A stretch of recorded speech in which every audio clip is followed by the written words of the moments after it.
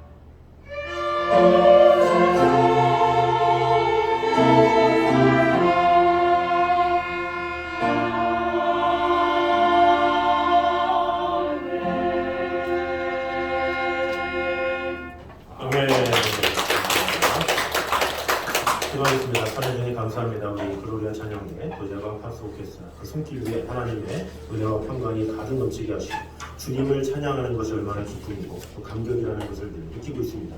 하나님께서 찬양하는 그 가정들 위해 하나님의 축복과 은혜가 가득 넘치게 하여 주시옵소서. 예수님의 이름으로 기도드립니다. 아멘. 우리 광고 말씀 드리도록 하겠습니다. 이제 곧 명절이죠. 그래서 명절 기간 동안에 가정과 이웃을 잘 돌아보는 시간이 되면 좋겠습니다. 오늘 귀한 또 찬양으로 또 영광 드린 우리 팝스 오케스트라와 또 글로리아 찬양대 또 오늘 시작 전에 또 플룻도 이제 플룻 주자가 2명이잖아요. 그게 뭔가 다르지 않습니까? 여러분이 모르는 사이에 토요일날 엄청 갈고 닦고 있어요. 토요일날 오후 1시에 플룻 그 수업이 있는데 벌써 이렇게 서로 배우겠다고 지금. 그래서 이제 주일날 아침에 차고 넘칠 수 있도록 이렇게 격려도 해주시고 또 참여도 해주시고 함께 해주시고 그래서 이 뭔가 목소리로 악기로 찬양하는 것만큼 행복이 없어요. 이별 성은 내가 나를 위하여 지었나니 나를 찬송하게 하려 함이라. 찬송하기 위해서 우리를 부르셨기 때문에 찬송을 해야 우리는 행복합니다. 찬송하지 않으면 낙심하고 괴로워하고 불평불만하고 그래서 이 찬양하는 입술만큼 귀한 일이 없습니다. 그래서 소명감을 가지고 기쁨을 가지고 감격을 가지고 이렇게 하시면 좋을 것 같습니다. 명절 예배 순서지를 비치했는데 필요하신 분들은 이렇게 수량만큼 가져가시고 또 모자르신 분은 말씀하시면 제가 더 뽑아드리겠습니다. 제가 이거를 뽑는데 이 찬송가 같은 경우는 이 4성부가 다 나와 있어서 이 압축된 거를 이렇게 찾다가 보니까 오타가 좀 있어요. 지금까지 지내온 거 이게 마지막에 보면 뭐 이렇게 모든 일을 주 안에서 평통하게 이렇게 나왔어요. 형통하게. 여러분이 혹시 인도하실 때 모를 수 있으니까 형통 이렇게 바꿔주시고 그 위에도 뭐 험한 산길 헤맬 때 요거는 이제 뭐 그냥 뭐 아이 정도인데 그래도 좀 이렇게 하신 분들은 고쳐주셔서 이렇게 예배 진행하는데 매끄럽게 될 수 있도록 이렇게 해주시기 바랍니다. 그래서 이 가정 예배는 제가 저번에도 언급드렸지만 뭔가 이렇게 추모하고 추도하고 이런 거는 좀 이렇게 전도 차원에서 이렇게 손주들을 모으고 그런 차원에서 좀 진행해 주시고 이렇게 추석이나 명절날에는 꼭 이 가정 예배를 통해서 같이 좀 하나님 중심으로 할 수 있도록 그래서 추석이면 예배하는구나 설날이면 예배하는구나 그런 것이 문화가 되면 그러면 자연스러워서 그냥 거부감이었어. 근데 갑자기 뭐 5년 동안 아무 말도 안 하다가 갑자기 이번 추석에는 예배를 드리자. 그러면 갑자기 이제 놀라잖아요. 그러니까 계속 여러분이 인도를 못하면 여러분의 누구라도 인도를 꼭 시켜서 그 대가 이루어질 수 있도록 이렇게 해주시면 감사하겠습니다. 그래서 짧게라도 또 좀 어설프더라도 예배를 드리는 것과 안 드리는 것은 엄청난 차이가 있습니다. 그래서 이거 어떻게 내가 잘할 수 있을까 이렇게 생각하지 마시고 최선을 다해서 그리고 이 면안에다가 뭐 설교를 다 늘리니까 상당히 짧을 수밖에 없잖아요. 그러니까 여러분이 좀 청구하셔서 미리 좀 묵상하시면서 이렇게 좀 나눠주시면서 이렇게 하면 좋을 것 같습니다. 그래서 아직 하나님을 모르는 그런 분들은 이 명절을 통해서 그래도 예배를 통해서 한번 듣게 되는 거잖아요. 관심이 없어도 이게 들려지기 때문에 들을 수밖에 없고 자꾸 이렇게 하는 것이기 때문에 이렇게 그런 예배를 통해서 잘 해주시고 또 강제로 또 뭐야 왜 만들어 그래 뭐 이러면서 이렇게 또 이렇게 또 꾸지르면서 이렇게 하면 이렇게 막 끌려다니는 사람의 마음이 반감이 생겨요. 이 반감이 생긴 상태에서는 찬송을 불러도 계속 투덜투덜대고 말씀을 들으면서도 그렇게 돼 있어요. 그러니까 은혜로 손주들이 있으면 용돈 줄게 모여라 하면서 이번에 떡국에 뭐 해줄게 뭐 이러면서 이렇게 살살 달래서 또 이렇게 해야지 강압적으로 이렇게 하게 되면 어긋나기 시작하는 거예요. 그래서 어릴 때는 막 초등학생 때는 예배 때 다 모이다가 중학교, 고등학교, 막 대학교 올라가면 명절날 또 집에 안 모여 예배 안 드리려고 그런 일이 있어요. 그러니까 항상 달래면서 이렇게 이렇게 해서 이렇게 모여야지 안 하면 큰일 나 하나님한테 진노받아 이런 식으로 하면은 거부감이 일어납니다. 그래서 꼭 이런 1년에 딱 2번 있는 예배지만 여러분이 잘 기도로 준비해서 우리 온 가족이 모여서 다 같이 예배할 수 있도록 함께 하여 주셔서 미리 좀 기도로 준비하시고 또 다 같이 모였을 때 좀 잘 섬기시고 사랑하시고 그래서 예배는 다 드리고 난 다음에 다 설거지하고 바빠 죽겠는데 누워가지고 내가 좀 피곤해서 또 이러면 안 되겠지. 그러니까 잘 섬겨야 돼. 명절이나 이럴 때는 적극적으로 땀도 흘리면서 같이 좀 손주도 있으면 좀 잘 놀아주고 뭐 이런 그런 풍성한 가운데 이 자녀들도 배우는 거예요. 우리 어머니가 우리 아버지가 예배를 인도하고 또 본을 보이니까 참 이러면서 이렇게 닮고 싶고 이런 게 있는 거죠. 그래서 우리 믿는 자들은 항상 예배를 잘 드리는 것도 중요하지만 우리의 삶을 통해서 그리스도의 빛을 잘 비칠 수 있도록 이것이 하는 게 참 중요하기 때문에 서로 그렇게 잘 해주시면 감사하겠습니다. 우리 옆 사람과 한번 인사만 하도록 하겠습니다. 우리 명절날 뜨거운 예배가 됩시다. 시작. 자 그리고 이번에 그 필사하신 분들 성경 필사하신 분들이 총 25분이 있어요. 그리고 아동부 1명 있고, 그래서 그분들은 선물을 준비했습니다. 근데 그분들을 또 선물을 준비했는데 또 추석이야. 또 추석이라 그냥 지나칠 수가 없잖아요. 그래서 쓰신 분들은 쓰신 개인당 선물을 드리고, 못 쓰셨다. 이유가 있겠죠. 그렇죠? 상황이 있기 때문에 우리는 아주 착해요. 그래서 이유가 있으신 거를 그래서 그런 분들도 가정당 하나씩 이렇게 추석 때 또 빈손으로 가면 또 슬프잖아.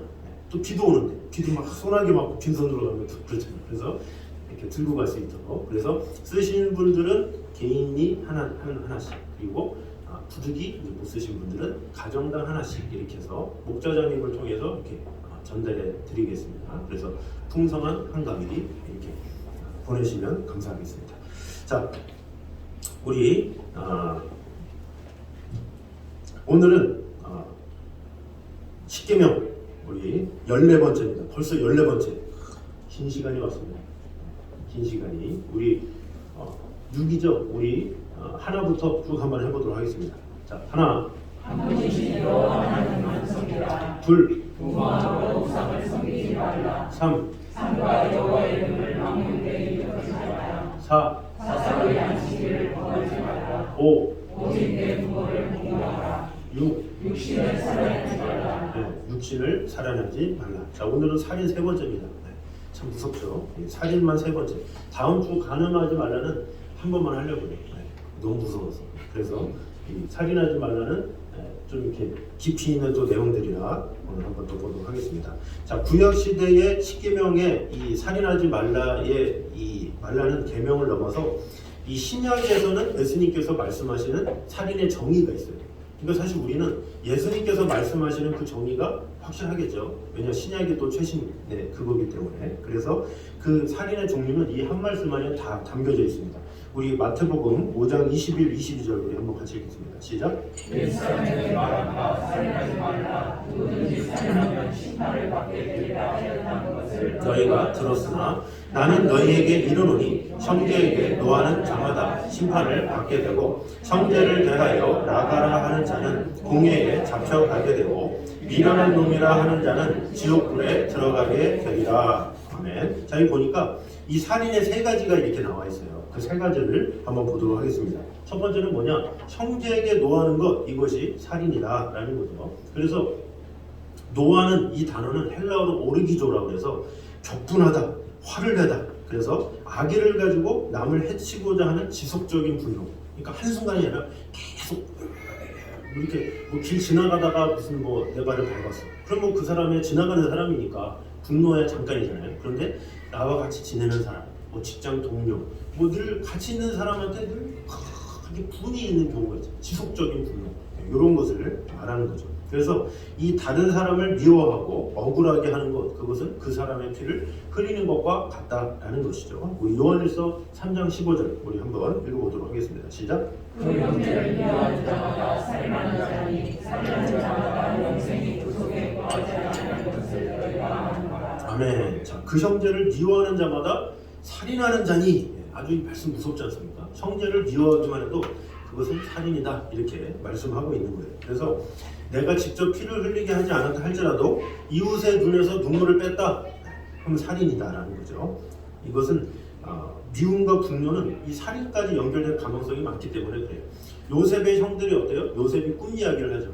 형님들 제가 꿈을 꿨어요. 그리고 채색옷 입고 막 아버지한테 막 사랑받는 것을 막 하니까 요셉의 형들이 시기와 질투가 나죠. 요셉 내가 죽여버리겠다.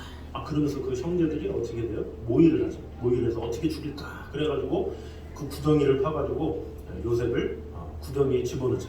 구덩이에 집어넣는데 그냥 살려주세요 살려주세요 막 그러면 꺼내줬어야 되는데 워낙 분이 가득해서 어떻게 돼요? 그냥 놔두죠. 그렇게 해서 그 옷을 찢어가지고 이렇게 짐승의 피를 묻히고 그래서 아버지한테 가고 결국에는 이 요셉을 그냥 죽게 내버려뒀다라는 거죠. 요셉은 죽진 않았죠. 그때 죽진 않았지만 그 형제들이 이미 죽인 거예요. 어디에서 시작했냐? 미움에서 시작했다라는 거죠. 미우면 사람은 뭔가 이 복수를 하게 하면서 생각을 하게 어떻게 그에게 피해를 입힐까 어떻게 할까 이렇게 쌓이고 쌓여서 미움이 결국에는 살인에까지 이르게 되는 경우가 상당히 많아요. 그래서 우리 주위에는 별로 일이 일어나지 않는다 하지만 실질적으로 뉴스에 그런 일들이 많잖아요. 누구를 미워해서 막 보복살인하고 뭐하고 막 그것이 살인까지 이루어지는 게 많다라는 거죠. 그래서 이 미움이 가득한 마음 속에는 생명의 역사가 일어나지 않는 거예요. 그래서 형제를 미워하는 그 마음만으로 우리는 살인하는 것이다. 우리가 그것을 알아서 미워하면 안 돼. 누구를 미워하면 그 즉시 누구한테 안 좋냐? 사실은 자기한테 안 좋잖아요. 내가 아닌데 내가 그거야.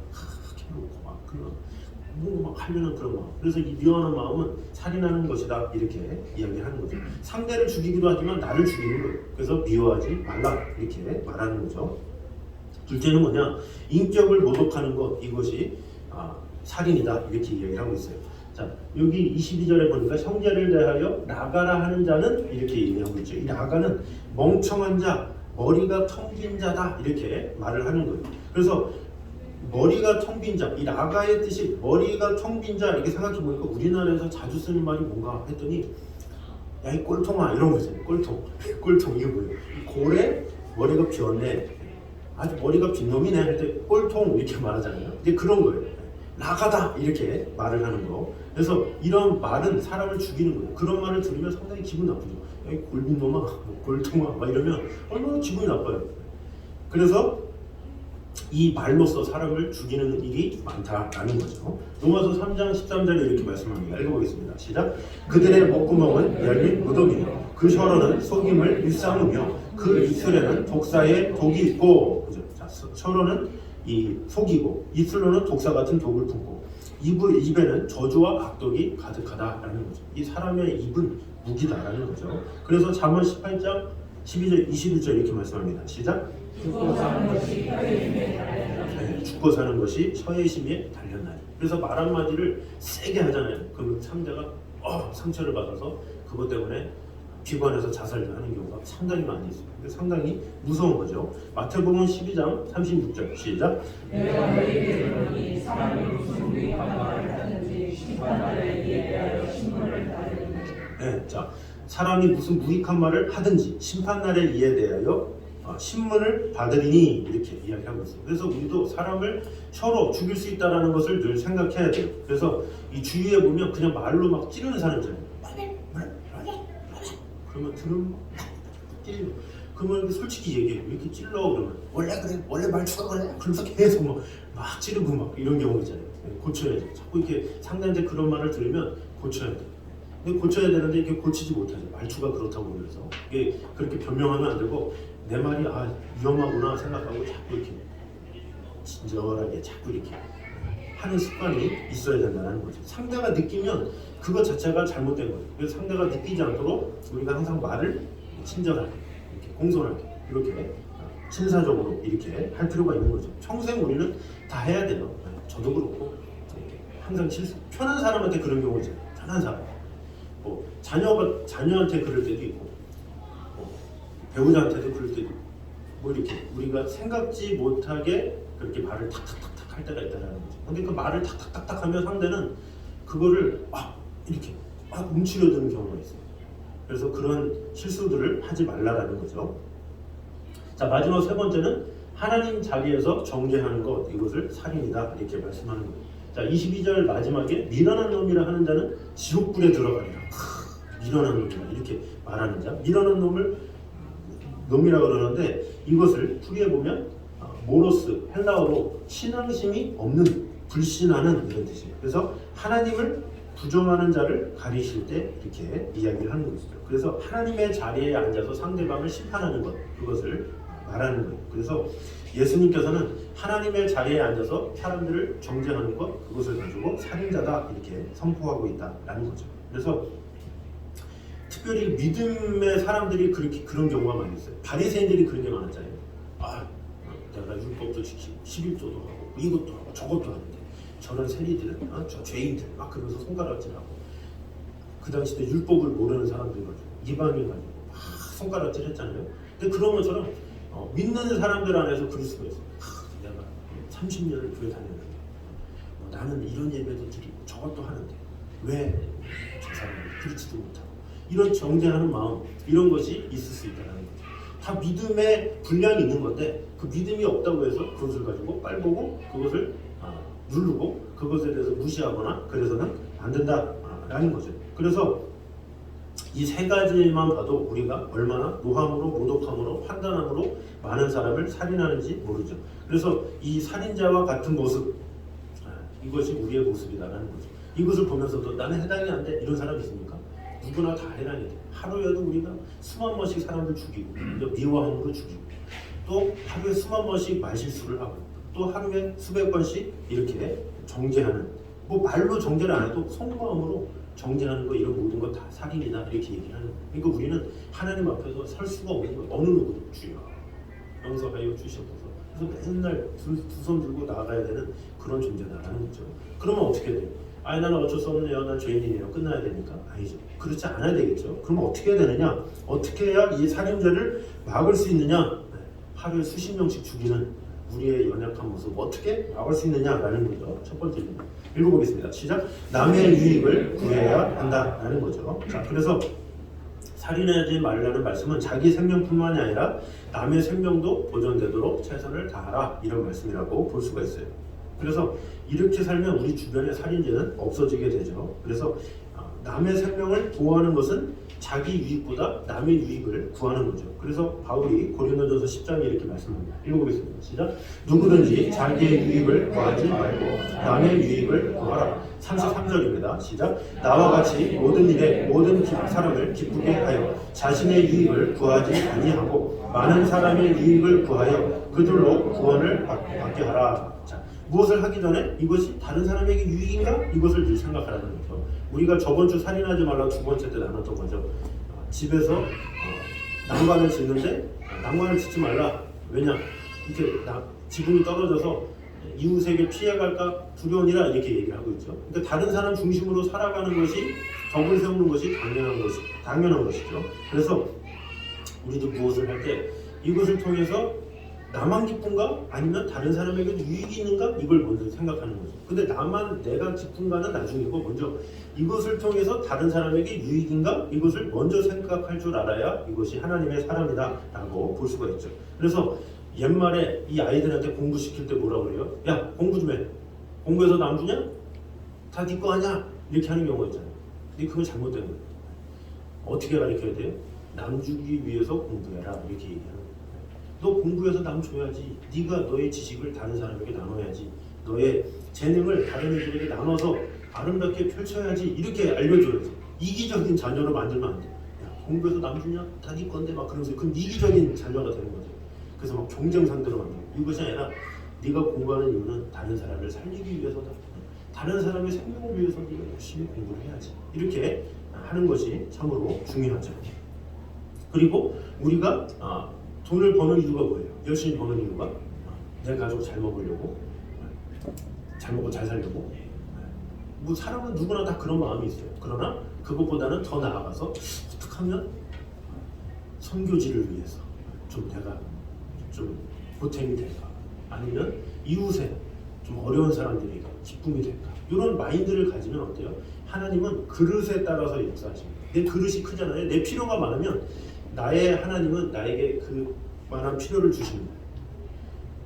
근데 내 필요가 그냥 내 가정이다 그러면 하나님께서 그래, 너 가정 먹고 살기만 줄게, 이렇게 되는 거죠. 그러나 하나님께서 더 큰 비전을 가지고 이렇게 품은 마음을 주시면 하나님께서 더 크게, 그래서 내 입을 크게 열라 내가 채우리라, 이렇게 말씀하시는 거예요. 그래서 우리 마인드가 항상 내가 열심히 벌어야지, 내가 내 가족들을 위해서 벌어야지, 뭐 당연한 거죠. 그럼 가족들 위해서 안 벌면 안 되잖아요. 그런데 더 나아가서 내가 이것을 통해서 내가 어디 나라 좀 돕고 싶은데, 어디 어려운 이웃 좀 돕고 싶은데, 이런 마음을 가지면 하나님께서 가만히 계시겠냐는 거죠. 더 큰 축복을 주시고 은혜 주시는 거죠. 그래서 나의 필요를 아시는 분이 더 크게 채우신다라는 믿음을 가지고 하나님의 큰 채우심을 경험하기 위해서라도 우리는 항상 다른 사람의 유익을 위해서 먼저 살아야 될 필요가 있다라는 거죠. 그래서 항상 돌아봐야 돼요. 내가 무엇을 하기 전에 다른 사람에게 유익인가? 다른 사람에게 기쁨인가? 어떤 화평을 주는 것인가? 이런 것을 먼저 생각해야 된다라는 거죠. 자, 두 번째는 뭐냐? 읽어보겠습니다. 시작. 성내기를 더디해야 한다. 성내기를 더디해야 한다는 거죠. 그래서 분노하면 어떻게 돼요? 이 주의력들 마음의 평정을 잃어버리기 때문에 자기 자신을 제어할 수가 없게 돼요. 그래서 이성 없는 짐승과 같이 이 판단을 하게 되는 것이 인간의 연약함이죠. 자, 야고보서 1장 19, 20절에 이렇게 말씀합니다. 시작. 내 상황은 문제가 너희가 알지니 사람마다 분별을 피하고 말하기를 더디하며 성내기도 더디하라. 사람이 성내는 것이 하나님의 의를 이루지 못함이라. 아멘. 자, 듣기는 속히하고 말하기는 더디하며 성내기도 더디하라. 근데 사람들은 어떻게 돼요? 말하기만 속히하잖아요. 따다다다 내 말 들어. 그런데 그러지 말고 듣기는 속히하고 먼저 들으라는 거예요. 아 그래. 다 듣고 나서 얘기하면 되는데 듣기도 전에 막 말로 하다가 혼자 분노해가지고 확 이렇게 일 저지르는 경우 있잖아요. 근데 분명히 야고보서에 이렇게 말씀하는 거예요. 듣기는 속히하고 먼저 잘 들어보고 왜 그랬는지 어떤 상황이 있는지 잘 들어본 다음에 그럼 잘 들어보면 굳이 말할 필요가 없는 경우가 상당히 많이 있어요. 근데 사연도 듣기 전에 먼저 말했다가 봉변을 당하는 경우가 많죠. 잠언 16장에 뭐라 그래요? 노하기를 더디하는 자는 읽어보겠습니다. 시작. 노하기를 더디하는 자는 용사보다 낫고 자기의 마음을 다스리는 자는 성을 빼앗는 자보다 나으니라. 참 귀한 말씀이에요. 자기 마음을 다스리는 것만으로도 성을 빼앗는 것보다 낫다라는 거죠. 마음을 잘 다스리고 침착한 거. 이 침착한 사람은 항상 큰 일을 이룰 수가 있는 거예요. 그래서 이 분노는 마귀가 틈탈 좋은 기회를 제공하는 거죠. 그래서 이 모세도 온유함이 모든 사람보다 승하다 이렇게 칭찬했지만 백성들이 물자 막 그러니까 아이 내가 언제까지 물자 그러면서 이렇게 막 반석에다가 이렇게 지팡이로 이렇게 해서 물을 냈지만 어떻게 돼요? 하나님께서 너 진노했어? 너 하나님 내가 물 주는 건데 네가 주는 것처럼 그랬어? 그래서 가나안에 못 들어갔죠. 다윗이 전쟁에서 승리했어. 골리앗을 딱 죽였어. 그랬더니 백성들이 다윗이 사울이 죽인 자는 천천히요. 다윗이 죽인 자는 만만이로다 하니까 사울이 어떻게 돼요? 시기하죠. 그래서 결국에는 다윗을 죽이려고 자신의 일생을 이스라엘을 돌보는 데 쓰지 않고 자신의 사위인 다윗을 죽이느라고 자신의 일생을 다 투자해요. 참 얼마나 참 황당한 일입니다. 그래서 이 자기 마음을 다스린다 이것은 쉽지 않다라는 거죠. 자기 마음을 다스리고 분노하지 않고 이런 것은 연륜과 상관이 없어요. 뭐 나이가 어리면은 뭐 못 참고 나이가 많으면 잘 참고 전혀 그렇지가 않아요. 오히려 나이가 들면 온유해진다? 그렇지 않다는 거죠. 아까 말한 모세 몇 살 때 그러세요? 80세 후반에 훨씬 나이가 많은데도 분노했잖아요. 그러니까 나이가 많다고 그게 다가 아니다라는 거죠. 많이 배웠다고 그러냐? 절대 그렇지가 않아요. 오히려 순수하고 어리면 더 잘 들어. 어린아이들 어때요? 참새, 그럼 짹짹 다 따라해. 그리고 뭐 횡단보도 가면 파란불 손들고 막 뒤에 붙이고 막 다 가잖아요. 초등학교 1, 1학년들. 2학년만 되면 어때요? 이렇게 됐다가 3학년 되면 이러잖아요. 그러다가 이제 나이가 들면 이제 그때부터는 주의를 살피기 시작하죠.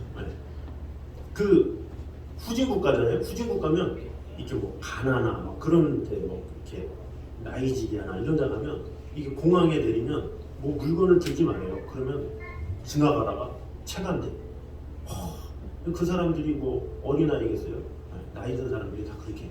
그럼 선진국에는 안 그러냐? 똑같아요. 미국에 가도 거기 보면 흑인들 그 다운타운이 있어요. 거기 가면 제가 거기서 일했잖아요. 거기서 가면 항상 무방비 상태 갑옷 입고 다녀야 돼. 총 쏘고 다니는 사람들이. 제가 거기서 일하면서 항상 벌벌 떨면서 매일매일 흑인 나타나서 총 쏠까봐 걱정돼가지고 죽음을 담보하고 이랬어요. 죽음을 담보하고. 거기 사람들이 다 나이 많고 그런 사람들인데 그러잖아요. LA 가면 뭐 단체로 막 떼거지러 와가지고 편의점 가서 다 털었다고 그러잖아요. 백인은 안 그러냐? 똑같아요. 저도 이렇게 뉴욕의 거리를 보면 신호등이 있거든요. 신호등은 마네킹이야. 그게 참 신기해요. 차가 그렇게 많이 다니는데 그냥 걸어요. 신호등이고 뭐고 그냥 걷더라고. 무법천지야 무법천지. 그래서 야 여기는 도대체 무슨 그러니까 사람들이 나이가 많고 뭐 지성이 있고 뭐가 했다고 친절하거나 그렇다거나 절대 그렇지가 않아요. 사람마다 다른 거 사람마다. 사람마다 다르기 때문에 그것을 훈련해야 돼요. 훈련. 그래서 훈련을 자꾸 한 사람은 어떻게 돼요? 훈련하고 자기를 치고 좀 이렇게 애쓴 사람은 그나마 도덕적이고 그나마 말도 좀 조심스럽게 하고 그러지. 뭐 나이가 많고 뭐 많이 배웠다고 그렇지 않고 그런 거는 절대 다르다는 거죠. 도덕도 고등학교 때까지만 배우고 그 다음에 안 배우잖아요. 우리가 뭐 주기적으로 가세요? 어디 센터에 뭐 주민센터 가가지고 도덕을 배웁니까? 아니잖아요. 내 스스로가 해야 돼요. 근데 그런 것이 안 되니까 누가 뭐라고 하는 사람 없고 그러니까 그냥 내 마음대로 내 뜻대로 그냥 쓰레기도 버리고 그냥 무단횡단하고 내 마음대로 막 쉽게 이렇게 하는 경우가 상당히 많다는 거죠. 그래서 내가 이만큼 살았는데 내가 도덕적이다 이럴 수 있는 사람은 단 하나도 없어요. 제가 이렇게 전도를 해봐도 오히려 아이들이 잘 듣지. 그래요 주님 막 그러면서 영접기도 하지. 막 나이 드신 분들 혼나 계속 혼나. 1시간 더 혼나도 내가 90년을 살았어 막 그러면서 그 가르침을 받느라고 그래요 막 그래요 그러면서 30분 40분 다 들어주고 제 할 말은 1분도 안 줘. 얼마나 그런지 혼자 40분 얘기하고 다 1분만 얘기하겠다 그래도 바쁘대. 40분 동안 얘기해놓고 얘기 좀 하겠다 그래 바쁘대. 그게 얼마나 무서워. 그래서 우리의 나이가 많고 뭐가 있고 이런 건 그게 아니라 우리는 항상 조심해야 되는 그런 존재다라는 것을 기억해야 돼요. 그래서 이것은 나이의 문제, 신분의 문제가 아니라 내 개인의 문제다. 끝까지 내가 항상 해결해야 될 문제다라고 생각해야 된다는 거죠. 그래서 이 성품은 우리가 죽을 때까지 사실 하나님 앞에 갈 때까지 해야 되는 그런 문제다라는 것을 기억해야 된다는 거죠. 세 번째, 우리가 무엇을 해야 되느냐? 읽어보겠습니다. 시작. 먼저 화목하라. 급히 사화하라. 먼저 화목하라. 급히 사화하라. 뭐예요? 사람과의 관계 가운데 먼저 화목하려고 하고 먼저 사화하려고 하고 화해를 먼저 하려고 애쓰라는 거죠. 예수님은 산상수훈에서 이렇게 말씀하십니다. 읽어보겠습니다. 시작.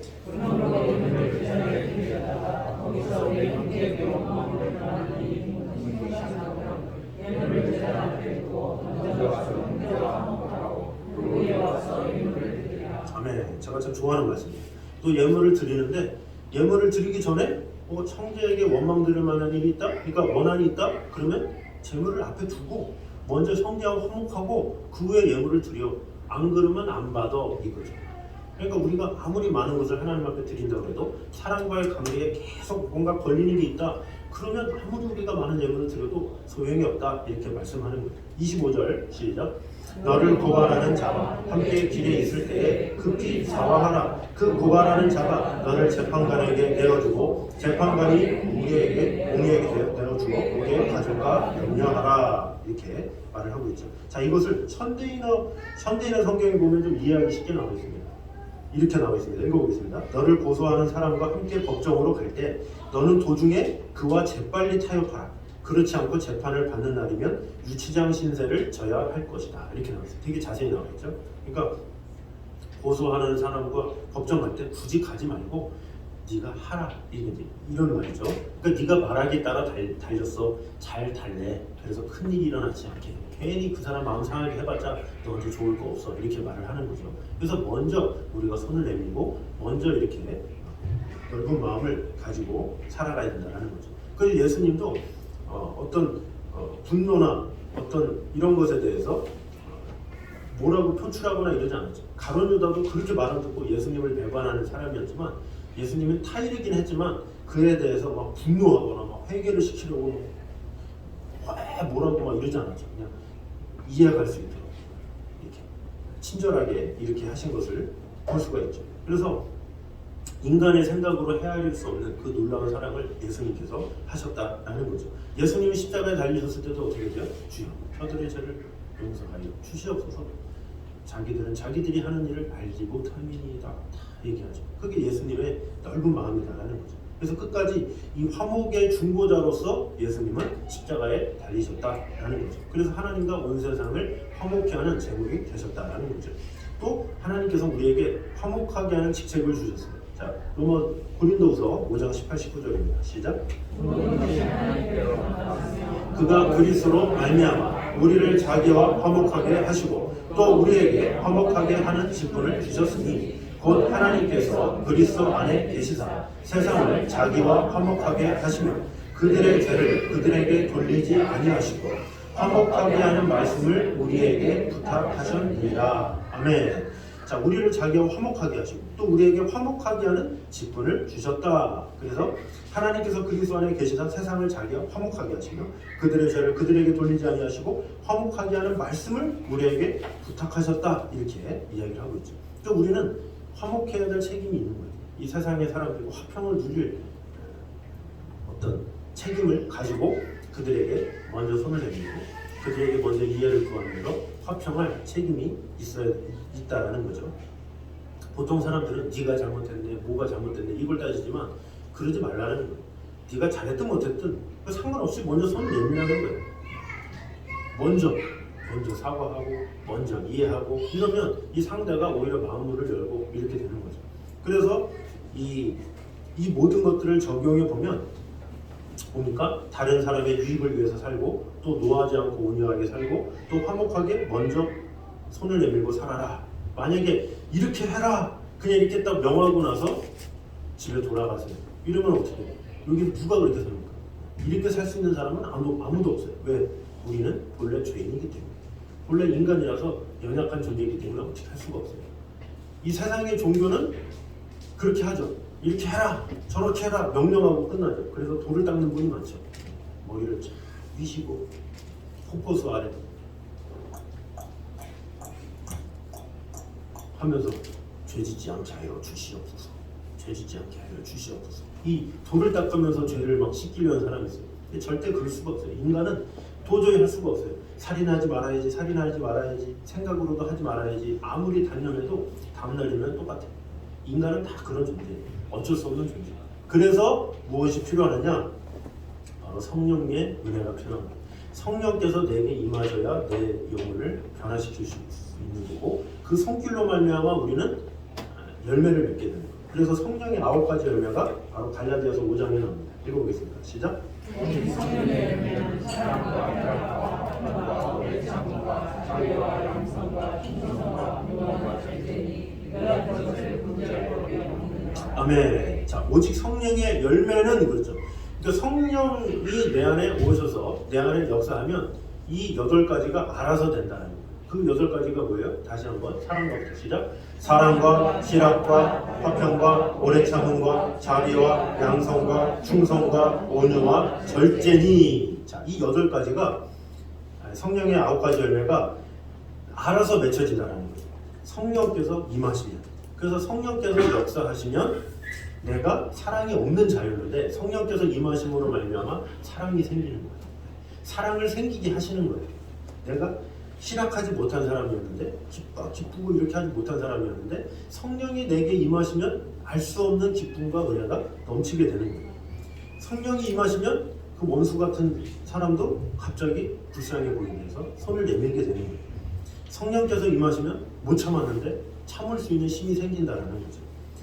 성령께서 임하시면 다른 이들에 대해서 불쌍히 여기는 마음, 자비하게 여기는 마음 이런 마음이 생긴다는 거죠. 성령께서 임하시면 선한 마음, 순한 마음을 내 안에 주신다는 거죠. 성령께서 임하시면 내 안에 충성하고자 하는 마음, 성령께서 나에게 은혜를 주셨는데 더 충성해야지 이런 마음을 주신다는 거죠.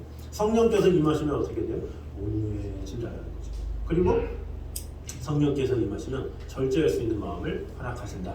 그래서 우리가 해야 될 건 뭐예요? 노하지 말아야지, 미워하지 말아야지 이것이 아니라 성령님 내 안에 들어와 주시옵소서. 성령님 임하여 주시옵소서. 이게 있어요. 그래서 성령께서 나를 통치하셔야 내 마음이 죄인된 나의 마음이 씻겨지면서 그 성령으로 말미암아 내가 이런 성령의 9가지 열매들을 할 수 있게 된다는 거죠. 그래서 우리는 항상 예배를 통해서 하나님 앞에 주여 성령의 담비를 부어 주시옵소서 이런 게 있어야 돼요. 그래야 내 마음이 항상 이렇게 새살처럼 이렇게 돋아나는 거죠. 이런 것이 없으면 항상 우리는 내 성격대로 내 그거대로 그렇게 되는 거예요. 그러니까 기도를 우리가 많이 한다고 해도 교회를 많이 나와도 자기 의로 하게 되면 어떻게 돼요? 똑같잖아요. 그러나 우리가 주님과 함께하는 시간이 비록 적어도 할지라도 주여 성령님 나에게 역사하여 주시옵소서 이런 마음을 가지고 성령을 의지해서 하게 되면 변화가 일어나고 또 그런 은혜와 기쁨을 누리기 때문에 더 예배를 사모하게 되고 더 하나님의 은혜 가운데 거하게 된다라는 거죠. 그래서 우리는 항상 성령의 역사만 구하면 이 모든 것들이 저절로 된다라는 것을 꼭 깨달아서 우리는 절대로 도인이 아니에요. 도인들은 돌을 닦아가지고 하는 사람들이잖아요. 신앙인은 도인이 아니에요. 갈고 닦아가지고 오늘도 미워하지 말아야지, 오늘도 누구를 저주하지 말아야지 이렇게 한다고 되는 게 아니에요. 인간은 근본적으로 죄인이기 때문에 어쩔 수 없는 거예요. 성령께서 임하셔야 진정한 사람이 되는 거예요. 또 진정한 사람이 돼도 다음날 되면 똑같은 게 사람이에요. 그래서 다음날도 똑같이 성령님 오늘도 변화시켜 주시옵소서, 성령님 역사하여 주시옵소서, 이렇게 항상 기도하면서 매일매일 겸손하게 살아가야 되는 거예요. 이 겸손함을 놓치면 그러다가 한 번 실수하는 거야. 그 순간 넘어지는 거잖아요. 그래서 성령님 도와주시옵소서, 성령님 역사하여 주시옵소서, 이런 은혜가 사라지면 이 9가지 열매가 다 반대가 돼. 반대가 되면 어떻게 돼요? 사랑이 없어져, 신앙이 없어져, 화평도 없어져, 오래 참지도 못해, 자비도 없어, 양선도 없고, 충성도 없고, 온유도 없고, 절제도 없어. 최악의 사람이 되는 거죠. 그래서 우리는 성령께서 오셔야 내 마음이 이렇게 달궈지고 또 은혜에 충만하게 된다라는 것을 꼭 기억함으로, 주여 성령님 내게 와 주시옵소서, 나에게 역사하여 주셔서 내 마음을 다스려 주옵소서 하면서 간구하면서 여러분의 마음이 통치를 당할 때 기쁜 마음으로 다른 사람을 할 수 있는 거예요. 근데 돌을 닦듯이 미워하지 말아야지, 미워하지 말아야지 하면 그 미워한 사람 앞에서 또 미워하지 말아야지, 미워한데 자기 의가 되면 병나. 그런데 성령께서 딱 임하시면 미워하는 사람도 딱 보는 순간 눈물이 탁 나고, 내가 잘하지 못했구나, 이런 마음이 생기는 거예요. 그래서 성령의 은총이 필요한 거예요. 성령의 은총 없이 나의 도로 뭔가를 한다? 있을 수 없다.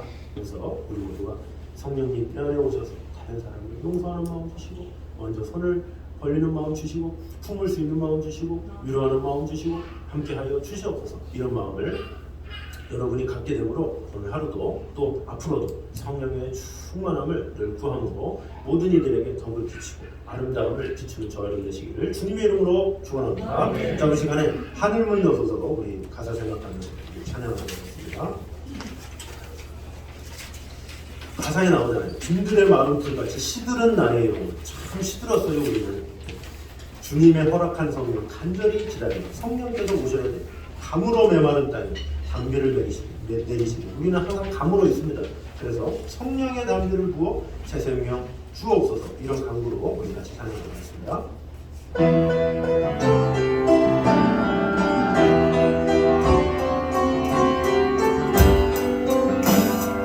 빈들의 마른 풀같이 시드는 나의 영혼. 주님의 허락한 성령 간절히 기다리네. 감으로 메마른 땅에 담비를 내리시네. 성령의 담비를 부어 새 생명 주옵소서. 반가운 빗소리 들려, 반가운 빗소리 들려 산천이 춤을 추네.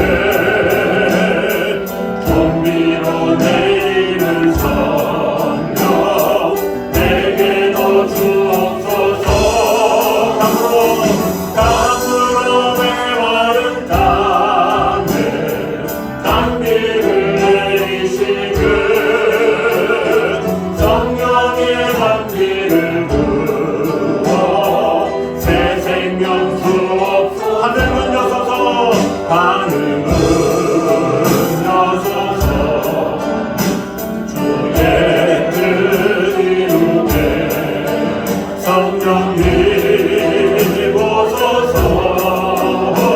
이 땅에 우리 선배 다 같이 일어나서 찬양합니다. 철따라 철따라 우로를 내어 조목이 무성하니 갈급한 내 심령 위에 성령을 부으소서. 감으로 메마른 땅에 담비를 내리시네. 성령의 담비를 부어 새 생명 주옵소서. 참되신 사랑의 언약, 참되신 사랑의 언약 얻을 수 있사오랴. 오늘의 그쪽 따르되 주실 줄 믿습니다. 감으로 메마른 땅에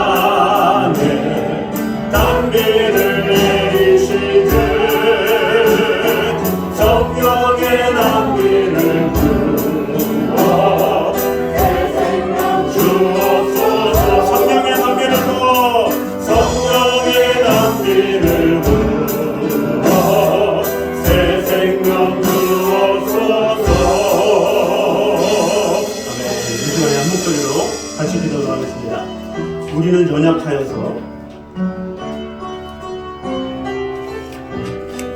다른 사람의 유익보다는 나의 유익을 먼저 생각하는 자들입니다. 우리는 연약하여서 다른 사람에게 온유하기보다는 요할 때가 많습니다. 또한 우리는 연약하여서 다른 사람에게 먼저 손을 내밀기보다 나를 주장할 때가 많이 있습니다. 그러나 하나님은 이런 모든 것에 대해서 형제를 미워할 때, 노할 때, 또 다른 사람을 판단할 때 그것이 살인하는 것이다 말씀하십니다. 우리가 이 모든 것에서 어떻게 자유함을 얻을 수 있겠습니까? 오직 성령의 충만함이 우리에게 자유함을 줄 수 있고, 그 성령의 충만함으로 우리는 먼저 다른 사람의 유익을 생각하고, 성령의 충만함으로 우리는 노하지 않게 되고, 성령의 충만함으로 우리는 다른 사람을 정죄하지 않을 수가 있습니다. 그래서 우리가 같이 기도할 때 주님, 성령의 충만함을 허락하여 주시옵소서. 그래서 그 성령의 열매로 사랑하고 희락하고 화평하고 오래 참고 자비와 양성과 충성과 온유와 절제의 열매들이 맺혀지는 자가 되게 하여 주시옵소서. 오늘도 성령을 구하며 내일도 성령을 구하며 그 성령의 충만함으로 하루하루 다른 사람을 온전히 세우며 하나님을 기쁘시게 하는 자가 되게 하여 주시옵소서. 이렇게 한 목소리로 같이 기도하도록 하겠습니다. 기도하겠습니다. 사는 주님 감사합니다. 우리는 연약하여서 다른 사람을 미워할 때가 더 많이 있고, 분노할 때가 많이 있고, 또한 이해하지 못할 때가 많이 있고, 정죄할 때가 많이 있습니다. 주님, 우리의 연약함을 용서하여 주시옵소서. 우리의 모든 것 가운데 하나님의 살아계심과 그 은혜가 가득 넘치게 하여 주시옵소서. 아버지 하나님께서 주시는 평강과 기쁨으로 주님만을 온전히 바라보며 나아가는 성도들이 될 수 있도록 주님 지켜주시고 함께하여 주시옵소서. 오직 성령의 충만함으로 우리는 살인하지 아니하고 하나님의 크신 뜻 가운데 거할 수 있습니다. 주님 지켜주시고 함께하여 주시옵소서. 놀라운 하나님의 은혜로 주님만을 바라보며 아버지 하나님께서 우리에게 주신 바 온전히 행할 수 있도록 주님 지켜주시고 함께하여 주시옵소서. 살아계신 하나님의 귀한 축복으로 말미암아 우리의 심령이 새도와주며 아버지 하나님의 사랑 가운데 온전히 구할 수 있도록 주님 지켜주시고 언제나 함께하여 주시옵소서. 주님만을 사랑하며 주님 지켜주시고 돌봐주시고 함께하여 주시옵소서. 사랑의 주님, 우리는 성령의 충만함이 없으면 다른 사람의 유익보다는 나의 유익을 먼저 생각할 때가 많이 있습니다. 성령의 충만함이 없다면 우리는 항상 노할 수밖에 없고 분노할 수밖에 없는 연약한 인간임을 오늘 보게 되었습니다. 성령의 충만함이 없으면 우리는 다른 사람에게 먼저 화목하기보다는 자기의 주장을 먼저 주장할 때가 많이 있습니다. 주님, 우리의 연약함을 용서해 주시고 오직 성령의 충만함으로 이 성령의 9가지의 열매들을 맺혀져 나가기에 부족함이 없도록 주님 지켜주시고 함께하여 주시옵소서. 우리는 우리 힘으로 무엇을 할 수가 없습니다. 형제를 사랑하는 것도 우리의 힘으로 할 수 없습니다. 그래서 하나님의 성령의 은혜가 필요합니다. 성령께서 우리에게 임재하여 주셔서 이해할 수 없는 사람을 이해하게 도와주시고 사랑할 수 없는 사람을 사랑하게 도와주시고 어떠한 상황에서도 기쁨과 화평함으로 하루하루를 이룰 수 있도록 주님 지켜주시고 함께하여 주시옵소서. 참을 수 없는 그 순간에도 성령의 충만함으로 모든 것을 참고 이기며 견디며 하나님의 사랑 안에 온전히 거하는 성도들 될 수 있도록 지켜주시고 함께하여 주시옵소서. 다가오는 일주일간도 또 추석 기간도 정말로 하나님의 성령의 충만함으로 기쁨으로 보내는 추석의 기간들 되어서 우리의 성품을 통해서 많은 이들이 살아계신 예수 그리스도의 영광을 맛보는 귀한 시간 될 수 있도록 지켜주시고 함께하여 주시옵소서. 이제는 우리 주 예수 그리스도의 은혜와 아버지 하나님의 무한하신 사랑과 성령님의 교통하심이 늘 우리에게 성령을 주셔서 우리에게 화평한 마음을 주시고 우리에게 성령의 9가지 열매를 통해서 놀라운 일을 이루기 원하시는 하나님만 붙잡기 원하는 이제 모든 성도들 위해 이부터 영까지 함께 있기를 간절히 축원하옵나이다. 아멘.